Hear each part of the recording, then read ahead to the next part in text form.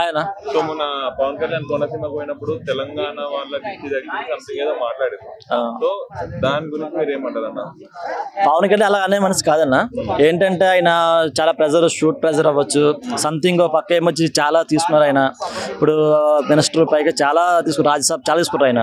ఇందులోనే ఆయన కొంచెం సప్రభాలో సంథింగ్ అలా అనొచ్చు, కానీ అలాగ అనరు. ఆయన చాలాసార్లు చెప్పారన్నమాట, తెలంగాణ ఆంధ్ర అంటే అన్నదమ్ములు లాంటి వాళ్ళు అని చెప్పేసి కొన్ని సందర్భంలో ఆయన కూడా చెప్పారు. అలాంటి తీరమాట, ఇలాంటి వేస్ట్ అని చేస్తారు. దీని గురించి ఇదే అవకాశం అని చెప్పేసి యువతల వాళ్ళు ఏమొచ్చి ఆయన ఫైర్ అవ్వడం గట్రా చేస్తున్నారు అనమాట. ఫైర్ అవ్వడం గట్రా. మరి తెలంగాణలో చాలా మంది మీ సినిమాలు ఇక్కడ ఆడని సినిమాలు అంటే ఆడవు అంటే వాళ్ళు చూడరు కదా, వాళ్ళ ఫ్యాన్స్ చూస్తారు తెలంగాణలోనే. మరి వాళ్ళు ఆపేది వాళ్ళు ఏం కాదు కదా, ఫ్యాన్స్ చూస్తే సినిమా హిట్ అవుతుంది ఆటోమేటిక్గా. ఆయన చెప్తే ఆపేది ఎలా ఆగిపోతుంది, అది కరెక్ట్ కాదు కదా అన్నది. అయినా ఇలాంటివన్నీ గుర్తొస్తాయి అన్న వీళ్ళకి. మిగతా పార్టీ వాళ్ళు ఏమైనా సరే పట్టించుకోరు వీళ్ళు.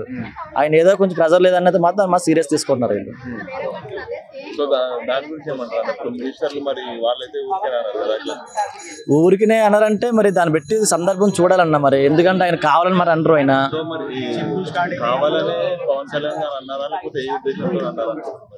ఏదో ఉద్దేశం ఉండుంటది, సంథింగ్ ఏదో ఉద్దేశం ఉందంటే నెక్స్ట్ ఒకవేళ ఏదైనా పార్టీ విషయం అయినా సంథింగ్ కొన్ని విషయాలు అయినా సరే అలా జరగవచ్చు. కానీ పవన్ కళ్యాణ్ ఆ మాట అనే కాదు, కొంత ప్రతి దానికి కూడా ఒక సందర్భం ఉంటుంది. దాన్ని బట్టి ఒకవేళ అన్నాడంటే దాంట్లో ఏదో సంథింగ్ మ్యాజిక్ ఏదో ఉండి ఉంటుంది. ఎవరో ఆయన మానసికంగా ఇది మాట్లాడడం అయినా తెలియకుండా, రాజకీయాలు కాబట్టి ఇవన్నీ ఉంటాయి బట్టి వాళ్ళు ఇలా విమర్శించవచ్చు బహుశా. అంతేగాని ఆయన మాత్రం అంత ఇప్పి అని కాదు. ఎక్కడో కర్ణాటకలోనే ఏదో వాటర్ ప్రాబ్లం అంటే ఇక్కడ నుంచి చేస్తున్నారు, అవన్నీ వీళ్ళు మాట్లాడుకోరు. మొన్న రేవంత్ అని చెప్పి ఇలా చెప్పారు, అక్కడే మీటింగ్ రేవంత్ అన్న ఏం చెప్పాడు, అక్కడే అక్కడ కృష్ణ అదే నది నుంచి ఏమొచ్చి వాటర్ అదే చదవడానికి రప్పిస్తున్నారు మన ఆంధ్రాకి అని కూడా చెప్పారు. ఇలాంటివి మాట్లాడుకోరు. ఆయన ఏదో ప్రజల్లో మాట్లాడినంత మంది ఇంత నబ్బర్లా సాగజేస్తున్నారు. ఏమాత్రం కరెక్ట్ కాదు కదా. ఇప్పుడు నా దృష్టి ఏంటంటే మాది ఆంధ్ర. ఇప్పుడు ఆంధ్ర తెలంగాణ అంటే అన్నదమ్ములు లాంటి వాళ్ళు. ఏదైనా కలిసిమెలిసి, వీళ్ళు తెలుగు మేము తెలుగు, వేరే భాష లేదు, కలిసిమెలిసే ఉండరు కదా. ఏదైనా సరే ఇలా మాట అన్నాక ప్రతిదీ ఇలాగా తప్పుగా అనేసి దాన్ని సాగదీసి రాజకీయం చేయడం కరెక్ట్ కాదు. ఈ రాజకీయాలు అంతేనన్న, ప్రతి ఒక్కరు ఏంటంటే ఎక్కడ ఎవడేం మాట్లాడతాడు తీద్దాము అని చెప్పేసి ఆశిస్తారు అన్నమాట.